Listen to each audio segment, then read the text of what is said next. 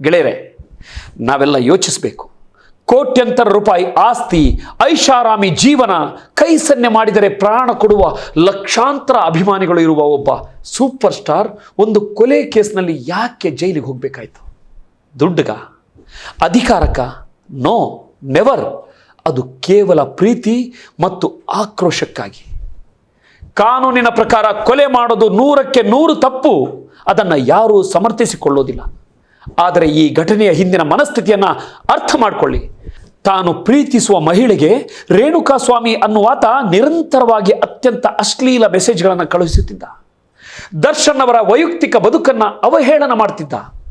ಒಬ್ಬ mass hero ಆಗಿ ಹೆಣ್ಣು ಮಕ್ಕಳ ರಕ್ಷಣೆಗೆ ಸದಾ ಮುಂದಿರುವ ದರ್ಶನ್ ತಮ್ಮದೇ ಮನೆಯ ಹೆಣ್ಣಿಗೆ ಅನ್ಯಾಯವಾದಾಗ ತಾಳ್ಮೆ ಕಳೆದುಕೊಂಡ್ರು.